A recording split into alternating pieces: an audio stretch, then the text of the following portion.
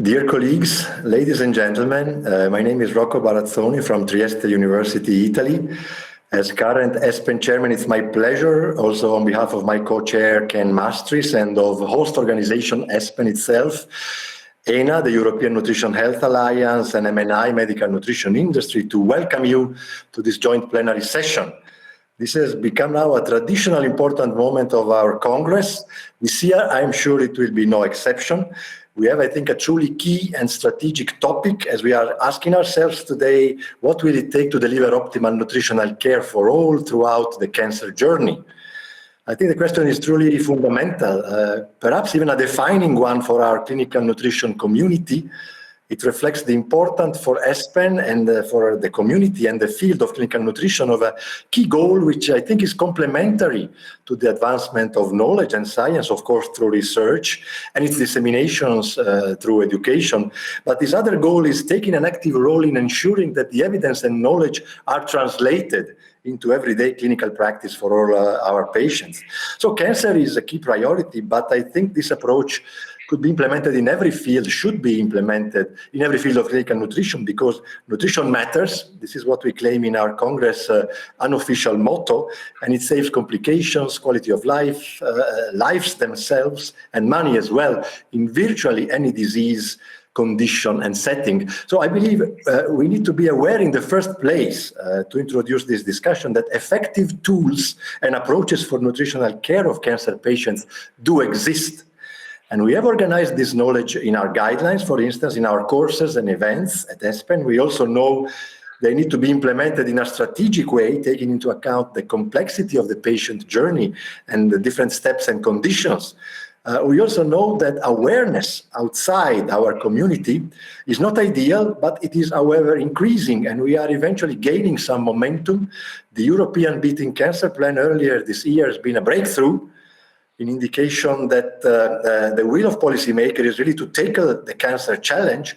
And importantly for us, nutritional support is eventually recognized now as a component of optimal patient care.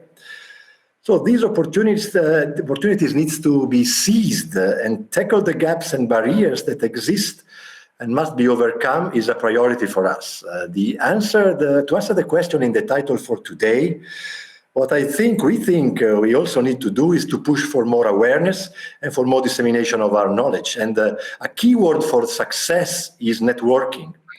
We need and we intend to talk and cooperate with colleagues and non-nutrition healthcare professionals in a multidisciplinary, multi-professional way and perspective.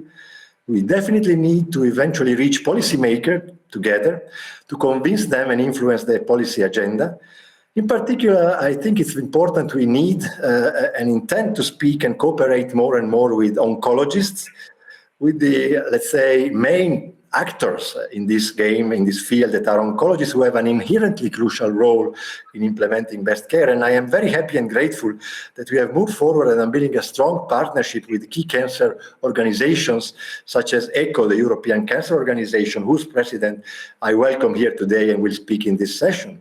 And another equally, or maybe, of course, even more critical and crucial component to succeed is to empower patients themselves by increasing their awareness that nutritional care will help them through a successful journey to recovery.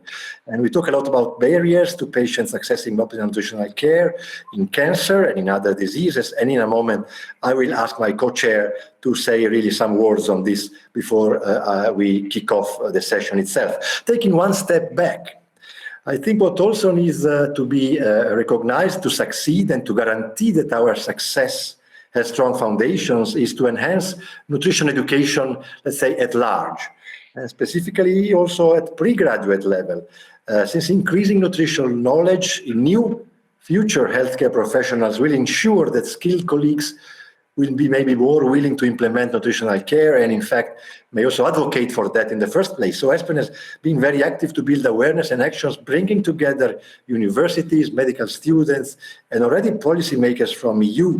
And I invite you to attend the joint guidelines and education session on Tuesday, tomorrow, to hear more about this topic. Finally, as we are talking and acting mainly in a European framework here and scenario, we need to be aware that implementation will ultimately need to be transferred to country levels national and local level, which is why we are keen to ensure that we work in a coordinated way as a wider nutrition community.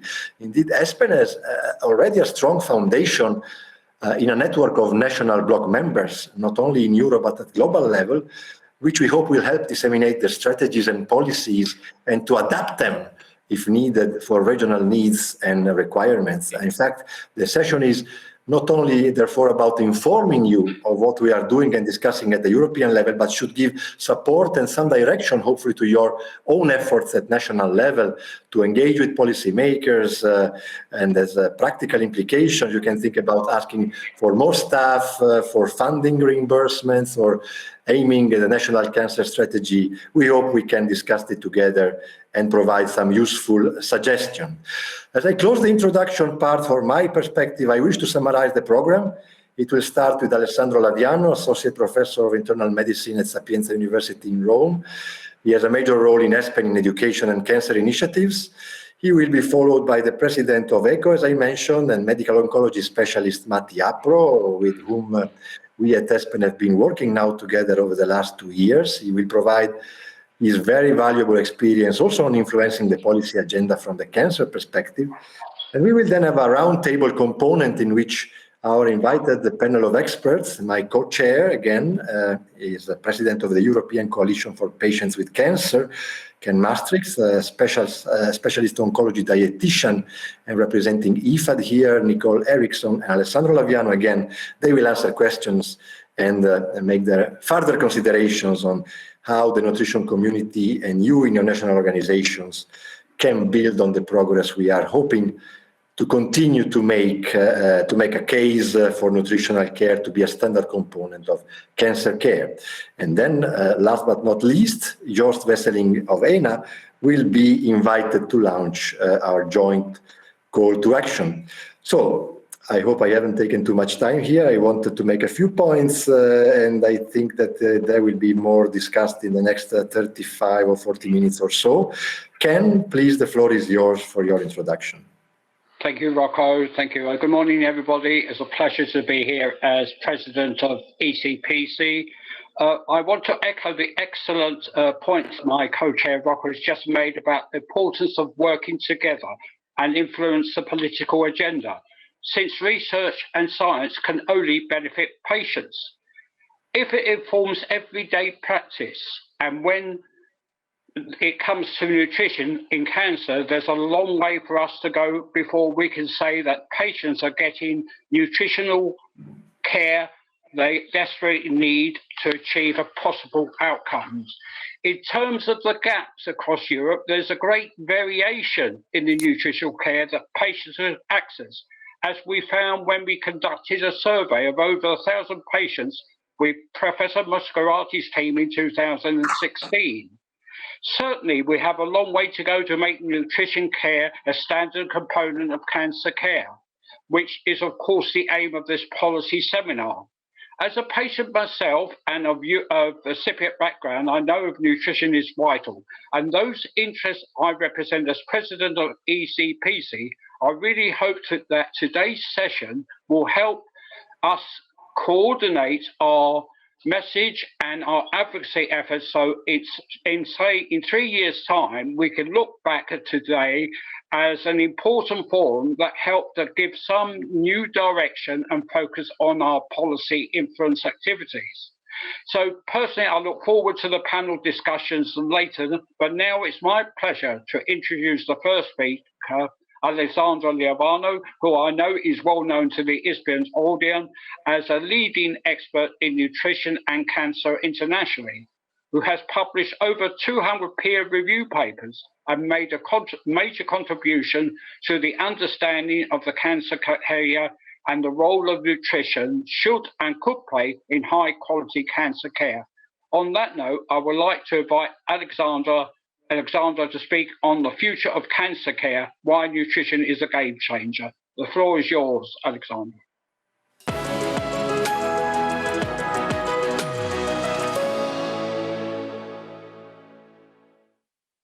Hello, my name is Alessandro Laviano from Sapienza University in Rome, and I would like to thank Espen, the ONCA campaign, MNI, for organizing these session in order to discuss with you the importance of nutritional care in the future of cancer, of the patients with cancer. The topic which has been assigned to me is to highlight the importance of nutrition, why nutrition could really be a game changer. Before starting, it's important for me to disclose my potential conflict of interest, which are summarized in these slides. And in order to attract more attention from your side, I would like to start with a very provocative statement, because we know that every year we have more than approximately 20 million new cases of cancer all over the world. We have approximately 10 million deaths all over the world. We know that in the majority of countries all over the world, cancer is the first ranking cause of premature mortality. But nevertheless, from the clinical point of view, cancer can be defined as a rare disease. Why I'm saying that? Of course, because we well know that the heterogeneity, the molecular heterogeneity of cancer cells is quite high. And these characteristics of cancer cells have been recently highlighted in a very nice paper published in Nature. The authors were actually looking at breast tumors, and they were able to show that the clone which started a breast tumor is not actually the same clone which will be during expansion, which means that every single day the cancer cells do evolve to better adapt to the environment, to the microenvironment across the tumor, and which makes, of course, a treatment for these tumors much more complicated. But we know this very well, and we also know that we have a number of strategies to address the molecular features of cancer cells. You know better than me that the care of patients with cancer is based on two major pillars. One is the so-called disease-modifying therapies, which aim at actually improving survival. And they are able to adapt the treatment to the molecular needs, the molecular features of cancer cells. And we therefore have chemotherapy, radiotherapy, immune therapy, target therapy, of course, surgery. And we know that these treatments are extremely effective in addressing the molecular needs of the patients. But in the real world, how do they perform? Let's look at some epidemiological data.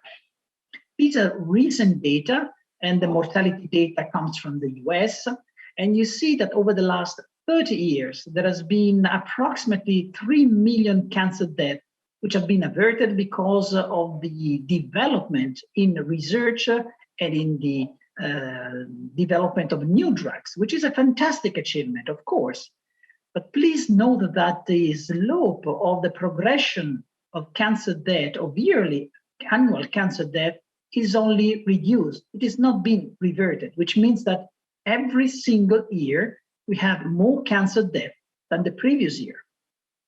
The other frightening results is on the right-hand side of the slide, in which it has been clearly shown by Kovic and other collaborators that based on the available clinical trials of new drugs, there is no correlation between improved survival and also improved quality of life, which means that not necessarily by increasing survival with new drugs, we can also improve the quality of life of patients with cancer. Now, why is this happening? Why there is this kind of discrepancy between survival and quality of life?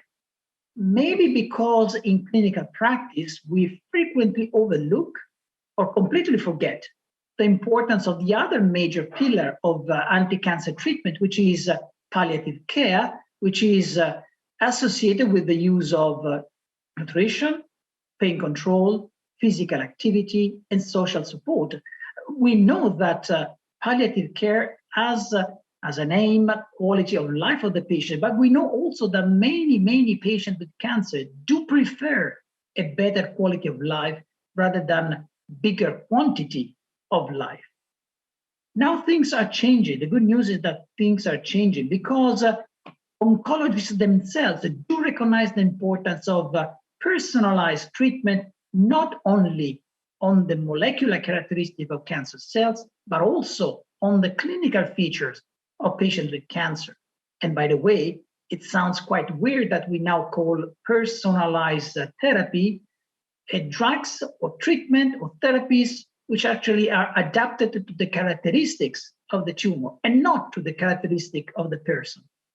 Nevertheless, this is a recent editorial which has been published in JAMA Oncology, highlighting that it is extremely important to enhance the efficacy of anti-cancer treatment by also considering the so-called biological age of cancer patients.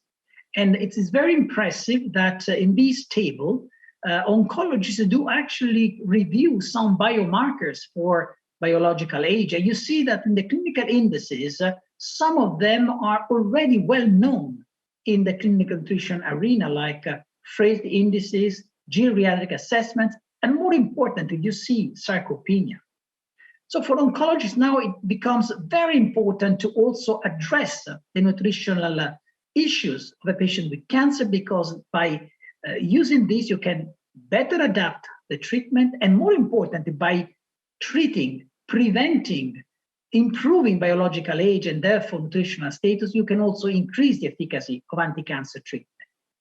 And this has been shown in many, many studies. This is just one of the most recent secondary analysis of a prospective randomized trial done in Swiss hospitals, and compares approximately 500 patients with cancer and hospitalized with at risk of malnutrition. Half of them were actually controlled, and half of them were receiving early intervention.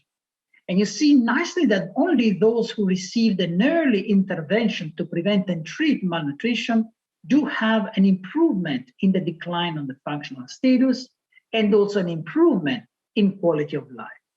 But not only that, you see very nicely here that by combining anti-cancer treatment and nutritional support, you also have a significant improvement in survival only for the patient who were receiving a nutritional intervention, highlighting what is already known since many years, that the best treatment for cancer patient is really when you combine supportive care with disease-modifying therapy.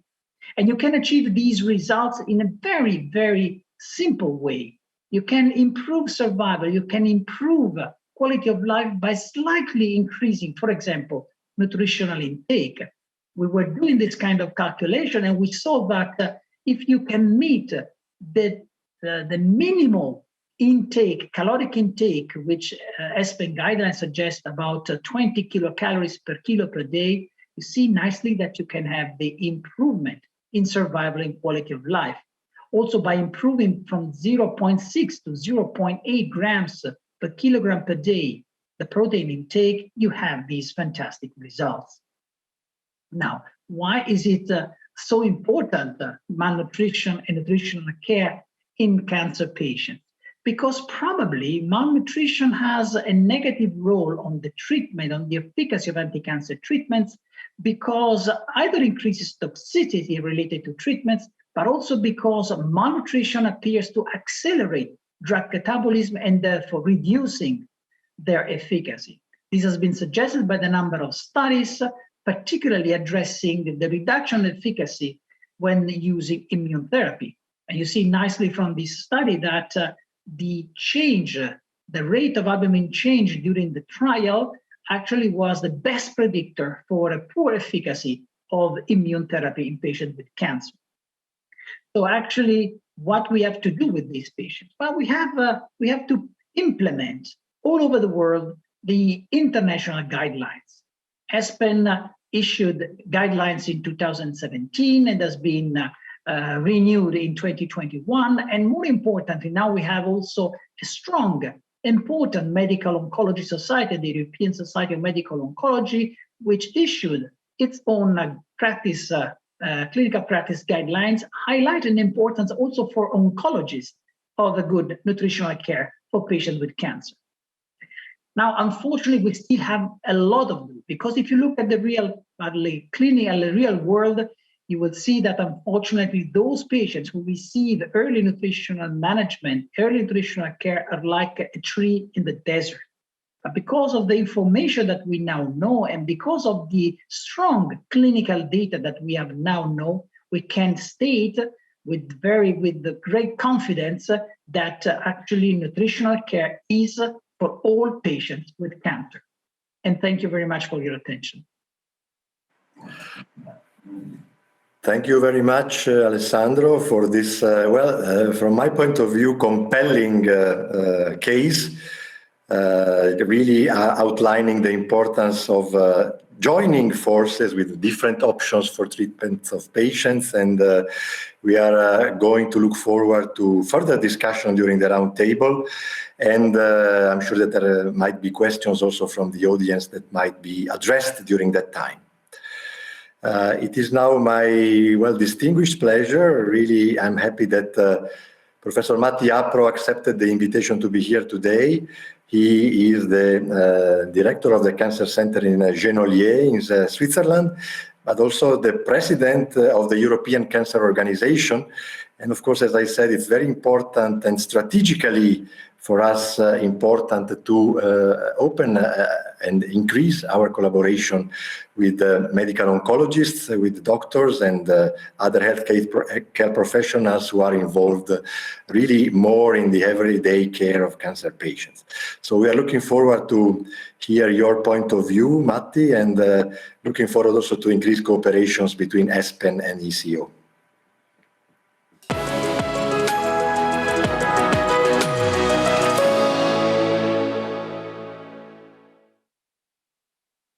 Hello, it's my pleasure to be here at this Espen Joint Policy Seminar as the European Cancer Organization President to discuss about influencing the national cancer policy agenda. What does it take? And of course, this is about nutrition. My conflicts of interest, I do collaborate with quite a few companies which also have an interest for some of them in the nutrition area. I think that there are three different areas that are important in our discussion later. It's the education of the peers, convincing the peers, and talking to the decision makers and payers. And I will go through these. First point, education of peers. Let me give you an example in medical oncology. While I recognize that, of course, it's very important to have education about nutrition for the surgeons, for the radiation oncologists, and for the patients. And this is a key point that we should never forget. The European Society of Medical Oncology in 2011 published a little booklet, Nutrition and Cancer, a wonderful series of articles completely forgotten somewhere. There was an effort of the European School of Oncology a few years later. This was a paper, appeared, applause, forgotten. Then later, the Espen guidelines on nutrition in cancer patients were published. Wonderful. Only that they didn't address those that should have been addressed because they were published in a wonderful journal that I must admit that as a medical oncologist, I don't read. Then the medical oncologist discussed in our secondary journal, ESMO Open, about the issues. Why don't we have an acceptance of the importance of nutrition? This was 3 years ago. Answers to this are the convincing the peers, convincing the doctors that this is really important. So, of course, we have the new Espen Practical Guideline, again published in Clinical Nutrition, and an ESMO position paper that was already alluded to in this seminar. But what we need are the studies to convince the oncologists that indeed there is an importance about paying attention to the nutrition status of the patient because it influences the toxicity of the treatment, the activity of the treatment, as shown here on a slide on the summary by Vicky Barakas for February of this year, and the paper that was shortly presented by Alessandro just a few minutes ago. So we have to talk to decision makers and payers. We have all the needed scientific data to do this. We have to do it together. And this is what the European Cancer Organization is all about. 34, now probably 36, and very soon we hope 40 member societies.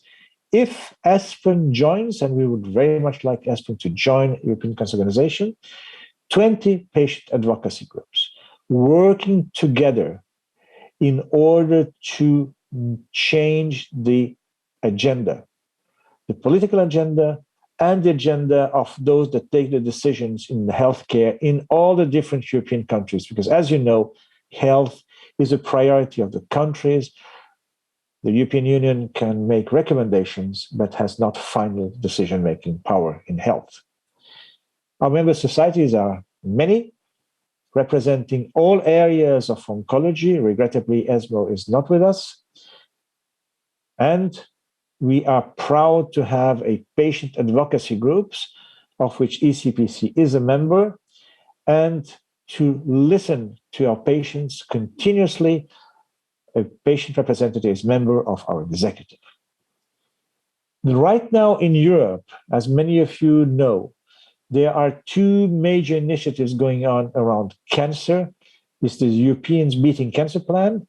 And for example, in order to influence this cancer plan, we are very proud at the ECO that we helped the cancer plan to have the decision to eliminate cancers caused by human papillomaviruses in a much broader way than what had been suggested until then. And we have the Horizons Europe EU Cancer Mission, 13 recommendations that are now being transformed into effective actions. Within the European Cancer Organization, we work through focused topic networks. Here are the titles of the networks, and Espen and its expertise could enter into these networks. And through these networks, we can talk to the patients, modify and adapt and improve the European Code of Cancer Practice, which is really a document for patients to have in order to talk to the healthcare providers. Therefore, my call here is we need to work together, patients and professionals. We need to convince everyone, and together we have to talk to decision makers in a language that they do understand. Looking forward to the discussion at the seminar. Thank you very much for inviting me and for inviting European Cancer Organization.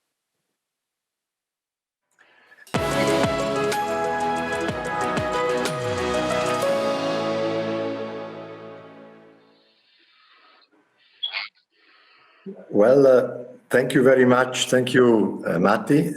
This was quite meaningful, and I'm happy to say that we, I think, touched on many similar points. I hope that we will be able to cooperate also officially in the network of the ECO societies, and Espen is really looking forward to bring our, let's say, messages into this discussion and together address outside and other stakeholders as well.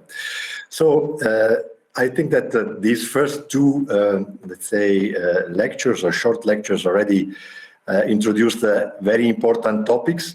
It is now time to start the roundtable component of this session. And I am inviting the moderator, Dr. Niamh Rice from Ireland. She's also involved in the leadership of the Irish Pen Society and has a very wide expertise and experience in nutrition, health economics, policy advocacy, and a strong involvement in important initiatives, including large national nutrition surveys of cancer patients, with whom we have been really also discussing for now some time on these important topics. So, Niamh, the floor is yours, and to the roundtable panelists. Thank you very much, Rocco, for that introduction. And yes, I'd like to just echo some of the words for this roundtable session. This is a policy seminar, and I want to say two words about relevance and expectations. Relevance is the first thing. You mightn't think that policy is relevant to you. In fact, nobody designs it. I'm sure my panelists did not expect to be ending up talking to politicians, communicating, developing health economic models for clinical guidelines or business cases for getting more staff. But that's what it takes to try to narrow the gap between what we know to be important for patient care and nutrition and what the reality is, where there are major gaps. So what we want is, I think, today to put our heads together, which is what humans are good at doing. We have all of these people who are experts in nutrition and advocacy, and we're bringing them together so that we can come to some agreement about the priorities are for us to address. And I hope this is relevant for your own countries, whether you're in a hospital and you're arguing for just more dietitians, or where you're trying to advocate at a national level. This should be relevant to you. In terms of expectations, we hope that some of the ideas from these sessions will be completely applicable, and you can pick up on these where you're trying to press for nutrition to be standardized in your own countries. So without any more ado, I'd like to maybe address my first question, if I may, to the two speakers, and the first speaker, Alessandro, because it seems that we asked you to do a presentation presenting the case for nutrition support to be a game changer. And you did so, I think, very compellingly, as Rocco said. Do you feel, though, in the last 2 years that we've made big strides in getting evidence that is more convincing and can be used more effectively to get the ball over the line? Alessandro. Diane, thank you so much for your question, because I do believe that we have now very strong evidence highlighting the importance of nutritional support, early nutritional support in patients with cancer. I can understand that 5 years ago, 10 years ago, there could be some skepticism about nutrition because the evidence was not so strong. But now we have very solid evidence showing that, first of all, nutritional support does improve quality of life. Point two, we know that when early combined with anti-cancer treatment, also the clinical efficacy of anti-cancer treatment is improved. Third, I think that the third message is that we have now changed our way of communicating, because sometimes oncologists, patients, politicians could think that we were just saying that we can cure cancer with zucchini, with the banana, with apples, with oranges, which of course is not the case. I do agree with what Professor Abro said, saying that we have to speak the same word, and more importantly, we have to join forces. So actually, nutrition per se does not cure cancer, but nutrition can make anti-cancer therapies more effective and can significantly improve patients' quality of life. Alessandro, I think that's very important, what you've said. For somebody that actually advocates regularly, I think our story has been a little bit weak, and I think it's been very much focused around the existence of malnutrition, which everybody knows about, not the fact that it's a modifiable risk factor and it actually can affect outcomes in the way you've discussed. And I wanted to then bring maybe the next speaker to talk to Matty. I was really pleased, and I think a little bit surprised to see the word he used, which was that we need to convince oncologists. And the reason I say that is because we often talk about a need to create awareness. We're reluctant to say that we haven't convinced people, but we haven't. What will it take, Matty, for us to, apart from turning up in the right journals, from our message point of view, how can we be more effective in convincing oncologists that nutrition can affect outcomes? And why have we been poor at doing that in the past? Well, thank you for asking this crucial question, because for me, in the area of oncology, medical oncology specifically, we have done a very poor job, and I'm one of those that has done a very poor job, because what we have not shown, and we now have a lot of papers published in journals that medical oncologists don't read, that show that there is a modification in the toxicity of our treatments and in the activity of our treatments. But this is not recognized. Medical oncologists are overwhelmed with information about new drugs, about exciting new drugs, the buzzword being, of course, personalized medicine, then because of the excitement about the fantastic new ways of defining what the tumor is and whether it will or will not respond to some treatments. The surgeons have been convinced, in my opinion at least. I've seen my surgeons in my hospital change from what it used to be years ago to the fact that they pay attention to the nutrition status of the patient. Surgery is not an emergency. They correct issues before they admit the patient for surgery, and they pay attention during.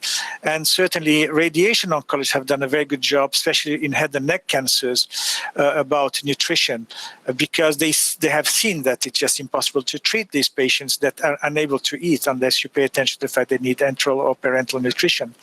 But medical oncologists, we are going to get there, but it's going to take some time. And certainly the fact that now we have an ESMO position that is going to be a citable paper and will potentially influence the payers to allow us to have reimbursement for dietitian consultation, for supplements, will help. But it's going to take, unfortunately, still a few years. Thank you very much. I think that really is important. I want to pick up on it because at the end, I want to give the floor to our next panelists. But I think at the crux of strategy, I know Rocco mentioned the word strategy, and we need to strategize as to how we're going to overcome this communication problem, which we've had. And I think we've got very important points that need to be brought into national level, country level communications as to how we communicate the importance and the urgency because patients depend on it. I want to, we will come back to it, but I want to talk to Nicole. And Nicole, from your perspective as a dietitian, because the whole idea of this idea is working together. And you, of course, see it differently, for example. What do you feel are the big barriers to nutrition support being delivered, even when the resource there, and what do you think are the solutions to overcome them?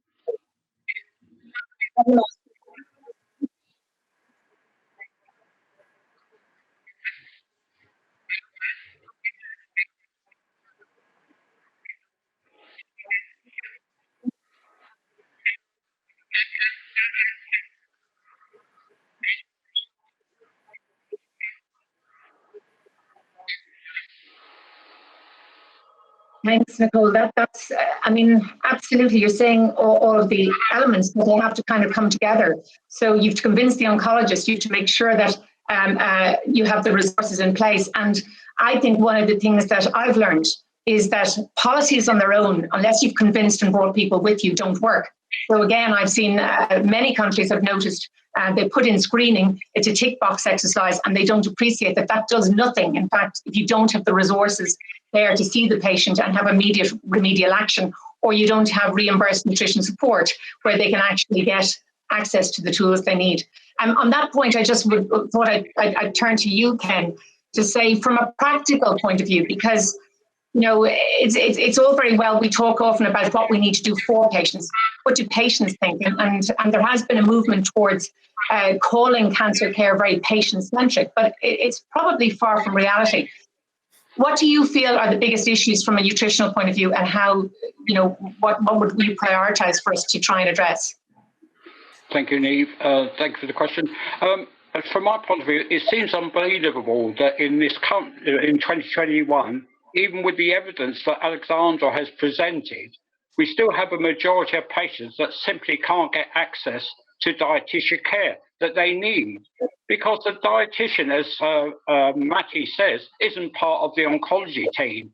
And the only patients that manage to get access to a dietitian are the very complex patients, and mostly too late to make any true effect. We have in many countries where dietitian consultation on medical nutrition products are not reimbursed, leaving many patients unable to pay for them. This is unacceptable in this current age. It flies in the face of the commitments of policymakers and cancer control programs to provide safe, high-quality cancer care. We need to fix all the gaps here, but this is an absolute key. Patients must be able to access the care they need, irrespective of the ability to pay. So we are committed to making nutrition care a right of every cancer patient. And for this to be delivered, policymakers and cancer care providers need to allocate adequate resources to fund both dietitian service and required nutritional support, since all the systems for screening and weighing patients won't work if there's no one there to provide the practical and support patients' needs. And it comes down to me is the cost of the service. We need to get it there. And I think that that's really helpful, actually. It's a different perspective. But I think in bringing this together, because I can see that, you know, time is of the essence and we can't maybe resolve all of the things, but my job is to try and underline the key points that we're hearing. The first is, I think, if we're transferring of what we're doing here and what we're agreeing is, number one is that we need to all collaborate on asking, on one set of asks that will deliver nutritional care. It's not one thing. It's not just a dietitian. It's not just nutrition support. It's all of us asking for the same thing and having one message. The second thing I think is we're talking about making sure that we're engaging with the right people. And it seems to me that if you're trying to influence policy by sending out a press release or by just doing something on its own, it doesn't work. It's about long-term engagement. And I think, Matty, when I asked you the question, you made that point. It's not going to happen overnight, but a strategy, once you're committed to it, and once you know we have to collaborate and work together, but we have to start probably with the oncologists and in parallel work with the patient group. So it's not one thing. I'd like to perhaps ask each of you if we can see what's transferable to the countries. Have you any advice? I mean, Matty, maybe particularly, we can use your expertise here. You and Espen and ECHO are obviously working to try and influence the agenda at a European level. Can that be leveraged at a national level? Are there anything, I mean, is there anything you can suggest as to how the nutrition community can network with the oncology community and bring this evidence to them? You're absolutely right. Europe, unfortunately, in spite of the call of Ursula von der Leyen for more unity, continues to be divided into countries. Even worse, the countries are divided into regions, areas, provinces, whatever you want to call them, country per country, that don't talk to each other and have different policies. So it's a daunting task. However, at least at the country level, we can influence. And the example that we can give from the European Cancer Organization is what we are doing about the unfortunate COVID-19 crisis. It's our Time to Act campaign. In many countries, we have put together a panel of politicians, key persons in the decision-making process, and representatives of patients and of professionals, and have made some webinars. What else, as we can't do anything more in this COVID time. And it seems that in some countries, these messages have started to go in the right way, to the right directions, to the different decision makers, especially the National Health Service or the private insurance companies, depending on the country. So I think that we have an example of something that can work, and we will continue this way. And certainly nutrition is another area in which we can think of doing something like this together with Espen and many others. Matty, I think that's really key. I know we're running out of time. I don't know whether we've got one more minute to sum up, but I'd like to be able to transfer the learnings we've got here. I mean, there's just a few key words I need to agree on. The first is the message. I think we've now got more evidence than we had.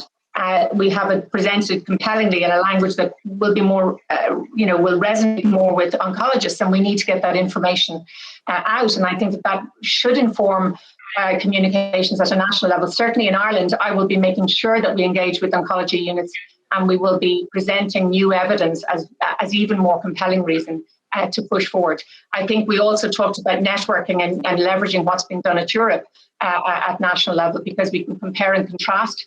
And I think we can tap into what's been done by ENHA. I apologize for those of you who wanted to ask questions in this session. It isn't possible to do so, but it will be possible for you to present comments and questions on the ENHA website at the Secretariat there. So please look that up. It'll be given to you at the end of this presentation when Joost is launching the call to action. Finally, I'd like to thank all of the speakers. I'd like to thank Ken, I'd like to thank Nicole, Matthew in particular, and obviously Alessandro. And I'd like to say that if there is one last point to make is apart from collaborating, apart from honing our message and being more effective in presenting to the right audience, it's about time, and the time to act is now, because cancer is in focus because of COVID. Bizarrely, I think because it's been most affected. So they are listening, and I think that it is really important that we use this opportunity as a kickoff point and not an end point. So today, hopefully, it will be the first of many policy seminars that perhaps could be something that could be mirrored in the PEN organizations at ONCA level in the national arena. Thank you very much. I'll close the session and hand back to Rocco. Thank you, Niam. Thank you very much. So again, this was really very, very clear messages. Maybe I could take the privilege of co-chairing the session to just again reinstate that at Espen we are very committed to this strategy, and we really think that there is some promising signs that some of these, let's say, ambitious goals can be achieved. And I also would like to mention not only our collaboration with ECHO, but the fact that we are talking to oncologists also on the field, with the guidelines becoming more and more shared. And I hope that the dissemination, I agree with you, Matti, we need maybe to publish also in other journals, but we hope that there are now other channels to disseminate these messages. And last but not least, let me reinstate again, I think that the patients may have really a crucial role. If we are able to empower them, I know this word is a little bit general, but to empower them, to make them aware that their journey, their challenge can be made a little bit more easy, more, let's say, less difficult by appropriate nutritional care, I think that they could have a very important role, and we are trying to also collaborate with them in this. So sorry if I took another minute or so, and I realize now my job is to thank again every one of you and introduce the last section of this first part of the session, and to introduce Joost Wesseling. He is the Executive Director of the European Nutrition Health Alliance, and I invite him to launch the joint call to action that is, let's say, summarizing and following up on these discussions with recommendations that we hope are applicable for every cancer program in every country, to emphasize the importance of implementation at each and every level and step. Joost, the floor is yours.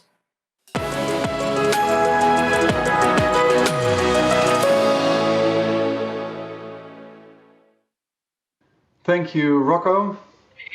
First of all, I'd like to thank Espen and all contributors to this important session, and I believe this will be an important step for future collaborations. So you've all heard our speakers and panelists call to action.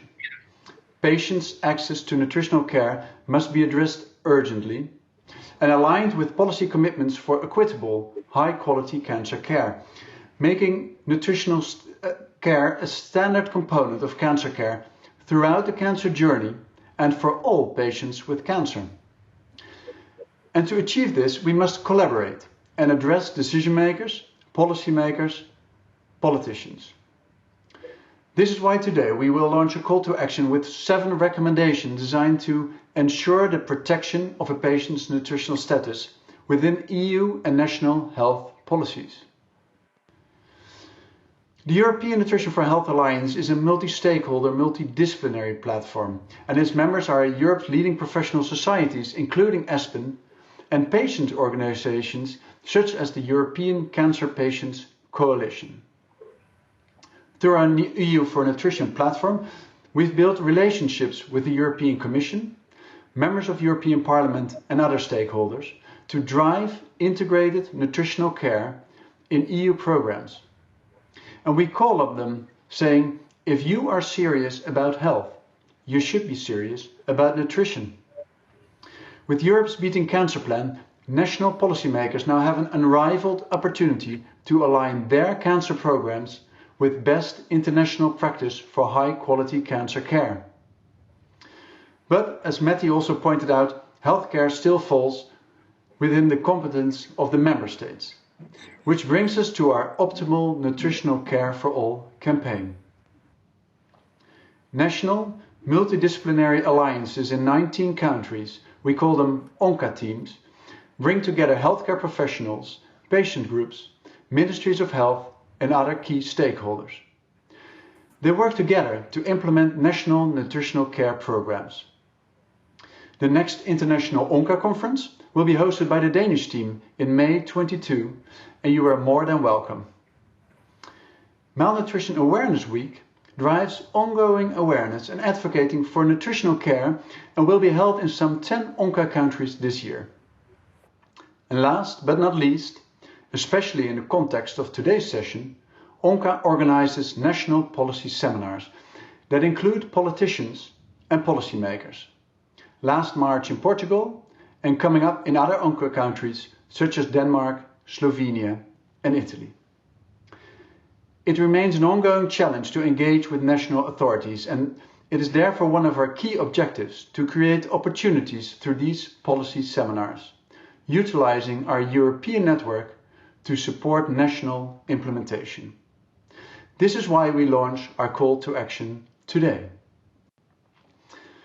To influence EU programs and to support national initiatives, together with our partners, we have developed this joint call to action with 7 actionable recommendations designed to ensure the protection of nutritional status in cancer in national health policies. The call to action is a template that can be tailored to your country's or region's specific situation and needs. And we can help you to do that and reach out to politicians or media or support the organization of such a policy seminar. You can read and download the call to action at european-nutrition.org/recommendations. So the recommendations are calling on governments to make the right of patients to optimal nutritional care explicit within their cancer strategies.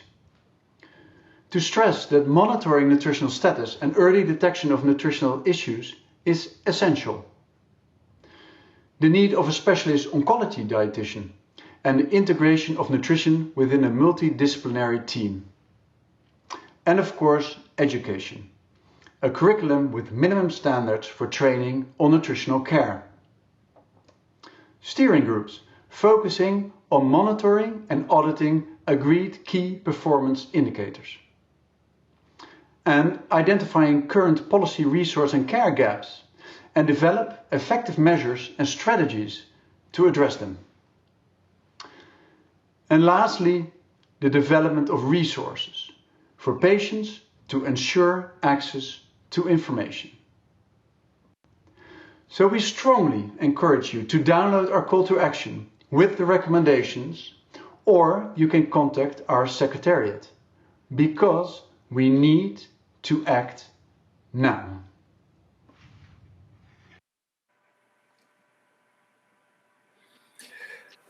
Well, thank you. Sorry, Niam, please go ahead. I think we've just had a little technical issue where Nicole's response to our request was not heard, and we'd like to just repeat that for the audience, if we may, Rocco, and just use a few seconds to have Nicole really address the question from her perspective. What are the key issues that need to be addressed? Thank you very much for the opportunity to repeat myself. I hope this time everybody can hear me much clearer and better. There was a problem with the streaming. What I said was that dietitians are the key to filling the gap between evidence and practice when it comes to patient-centered care. We're the ones who can guide the dietitians to implement all the recommendations that are given by the oncologists and other members of the multidisciplinary team.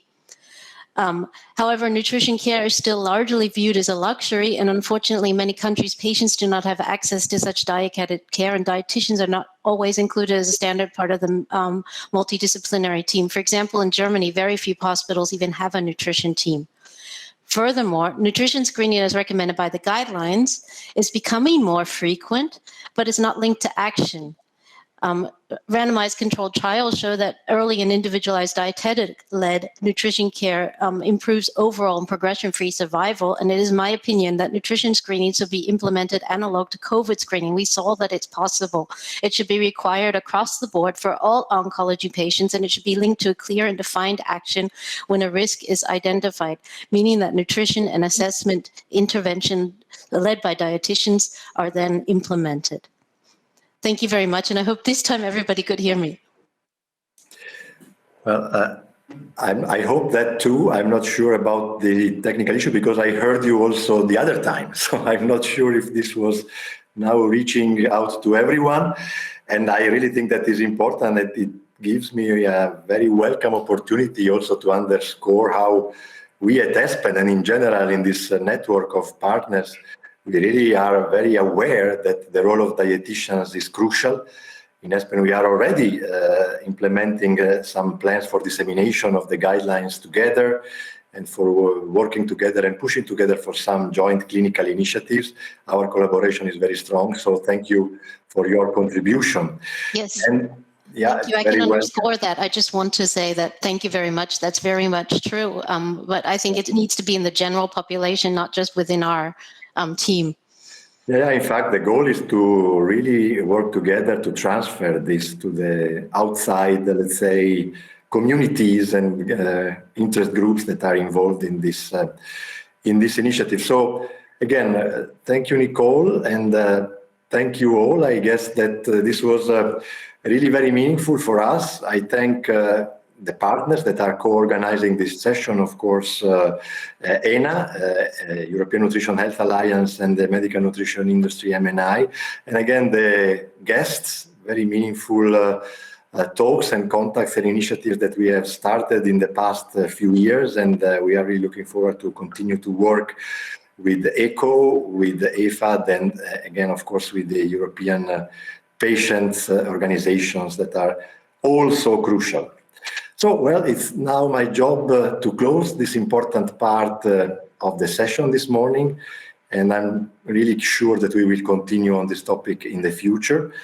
It has fulfilled, I think, the goals we had envisioned, and these opportunities and momentum are more than ever available, and we are confident that together we will allow to make important steps forward.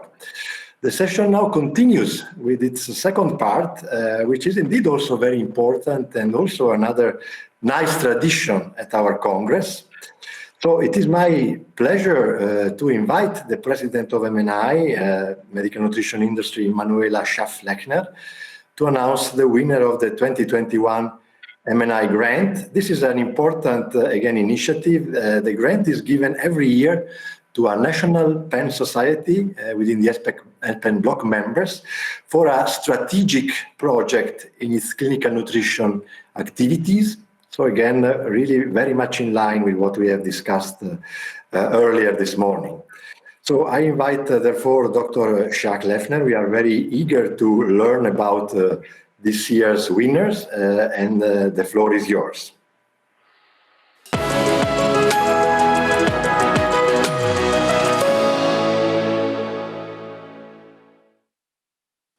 Thanks, Joost, for the joint call to action. I think it's truly important that policy and practice do reflect the latest evidence so that we all can make a difference in the quality of life of cancer patients. Virtual greetings to all of you. My name is Manuela Schafflichner. I am the president of the MNI, the Medical Nutrition International Industry Association.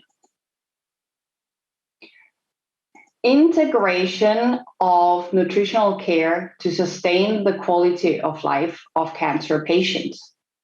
It's truly relevant. And for sure, organizations such as Anna and Espen have worked very hard the last years in order to support and drive the understanding and the importance of nutritional care for cancer patients, in particularly in the framework of the European Beating Cancer Plan. Also, the MNI has contributed to this very relevant policy debate, specifically by calling upon policymakers so that we can help to establish nutritional support as part of an optimal and extremely patient-centric care. Our key messages must be screening regularly for malnutrition, educating the healthcare workforce about nutritional care. And lastly, and very importantly, we need to have multidisciplinary teams as an integral part of the cancer management. We're very excited about the progress that we have all made and that we're still going to make in the future. But now let me please move on to the MNI grant, and I'm sure you've all been very much waiting for this now. But before I proceed, I'd like to thank Espen for the trust and the support over so many years. Actually, the first MNI grant was awarded in 2008, so many years ago. And over all those years, the MNI grant has been awarded to excellent national initiatives. And trust me, it's not going to be different this year. The criteria for the MNI grant for 2022 are already available on the MNI website. So please have a look. We're looking forward to receiving many applications again. But before I introduce this year's winner, it's very important to note that the submissions that were received were extremely valuable, very rich and high quality, and that all the posters will be published on the MNI website. So without further ado, let me now introduce to you the winner of the MNI grant for 2021. And this project is endorsed by Espen, the Australasian Society for Prevention and Enteral Nutrition. And it's a very interesting project because it's aiming at a predictive decision tree for nutrition outcomes in oncology. And all is linked to the recent GLIM criteria. A great asset of these initiatives is also the multidisciplinary approach here. And that's not only from a team angle, but also across countries, Australia, as well as the Netherlands. Please join me in congratulating Professor Nicole Kiss of Deakin University in Australia and her peers. Dear Nicole, under different circumstances, you and I would be now standing on stage and I would be able to shake your hand. Unfortunately, under these virtual circumstances, please receive my virtual congratulations and the check of 30,000 euros to support this great and outstanding project. Professor Kiss, the virtual stage is yours to introduce us to your great initiatives. And that leaves me to say thank you to all of you and have a great remaining Aspen Congress.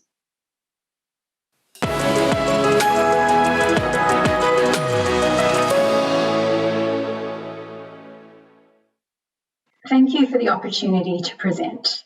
And thank you also to the medical nutrition industry for awarding this grant to my team. My name's Nicole Kish, and I'm presenting our project, an intelligent online platform to predict adverse outcomes from cancer-related malnutrition using the GLIM criteria. Cancer-related malnutrition affects approximately 1 in 3 people with cancer, and this is regardless of the type of cancer or type of treatment. We know that cancer-related malnutrition is associated with severe adverse outcomes, and these include reduced survival, reduced treatment completion, higher healthcare costs, and poorer quality of life. This means it's crucial to be able to predict people with cancer who are at high risk of these adverse outcomes. The GLIM criteria have been proposed as the international consensus criteria for the diagnosis of malnutrition in clinical settings by multiple international nutrition societies. The GLIM criteria consist of 3 phenotypic criteria, including unintentional weight loss, low body mass index or reduced muscle mass, and 2 etiologic criteria, including reduced food intake or assimilation or inflammation. In order for a diagnosis of malnutrition to be made, at least 1 phenotypic and 1 etiologic criteria need to be met. The GLIM leadership have called for validation studies of the GLIM criteria across multiple different clinical populations in order to determine their ability to predict adverse outcomes. One of the areas that hasn't been well explored so far is whether there are specific combinations of the GLIM phenotypic and etiologic criteria that are more predictive of adverse outcomes than others. Understanding this, and if there are certain combinations that are higher risk, would enable clinicians to identify or better identify those patients who are at particularly high risk. Machine learning is being increasingly used in health research to produce models that predict both disease and adverse outcomes in order to support clinicians in their decision making. In our project, we will develop an online intelligent dashboard using decision trees to predict adverse outcomes from cancer-related malnutrition. The dashboard will utilise machine learning models to determine which phenotypic and etiologic GLIM combinations are most predictive of 30-day mortality and 30-day hospital readmission. And this will be using an existing cohort of almost 2,500 oncology patients. There are multiple different machine learning approaches that can be used in healthcare. Our project will use a supervised classification approach, where the 21 possible GLIM combinations will be input into a binary classification model to determine the GLIM combinations that are most important for predicting an adverse outcome. And as you can see in the example on the screen, this could be alive or deceased. To generate the machine learning models, data on the almost 2,500 participants will be randomly split into a testing set of 75%, or I should say, sorry, a training set of 75% or a testing set of 25%. The model training process will be repeated 200 times, and the average performance metrics of the models will be, and the importance of each GLIM combination in predicting adverse outcomes will be comprehensively studied. The most important performance metric for a machine learning model is accuracy, which represents the proportion of test samples that have been predicted correctly by the model and takes into account true positives, true negatives, false positives, and false negatives. The main goal of machine learning algorithms is achieving high accuracy. But what constitutes high accuracy varies depending on the purpose of the model and can be anywhere from 80% to 99.9%. The most important GLIM combinations are determined using decision trees, which are then used to determine the probability of an adverse outcome according to the present conditions. The decision tree branches are followed depending on the presence, yes, or absence, no, of the GLIM combination until a predicted probability of the outcome, for example, unplanned admission or no unplanned admission, is determined. Using the example on the screen, the diagnosis of malnutrition by unintentional weight loss and reduced food intake, which we have called GLIM1, has a high chance of unplanned admission within the next 30 days. The machine learning models and decision trees will inform the development of an intelligent online dashboard where clinicians will be able to enter clinical characteristics and the GLIM diagnosis of a patient to predict the probability of an adverse outcome. Clinicians will then be able to use the predicted probability of an adverse outcome to make clinical decisions about the intensity and urgency of commencing medical nutrition therapy for the patient. The dashboard will also be supported by educational resources to guide clinicians in its use. Our contribution to optimal nutrition care from this project will include multiple peer-reviewed publications of the findings, and this is in order to support clinician confidence in the science underpinning the dashboard. The dashboard will be freely available to health professionals internationally, enabling real-time assessment of risk for individual patients.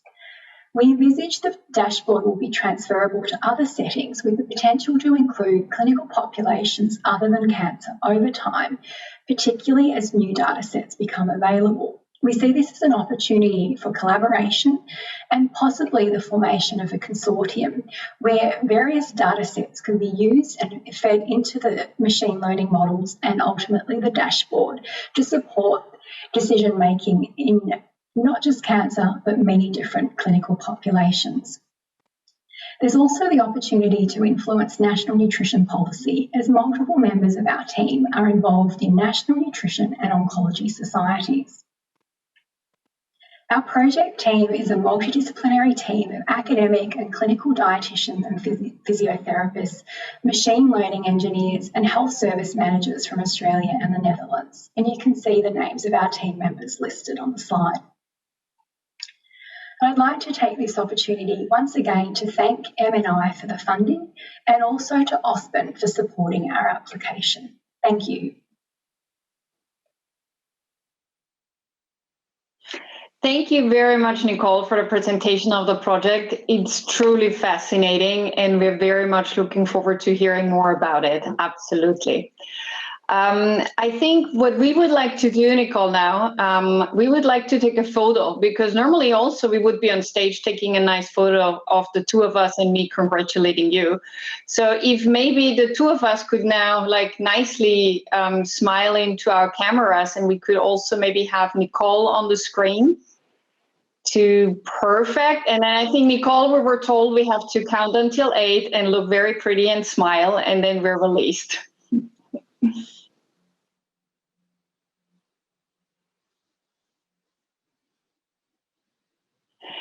Thank you very much. Thank you for taking the photo. Thank you for the session on the grant. And I'm now handing over back to Rocco and to Ken. Fascinating. I can only agree with you that the project is hitting on a combination of key hot topics, and it actually also addresses the global reach of our community with collaboration between Australia and the Netherlands. I think it's really fascinating, and also congratulate the winners. I think it's now time to close this very important session. Ken, do you want to add a few remarks? It's been very useful, and the message is working together. That's the key from my point of view. Yeah, and we have done that. I totally agree. We have done that already, and I think this was a great opportunity to strengthen the collaborations, and we are certainly continuing, and the plans are very, very strong. So thank you, all the panelists. Thank you to the grant winners, and I wish everyone a great continuation of the Espen Congress. Thank you all. Thank you.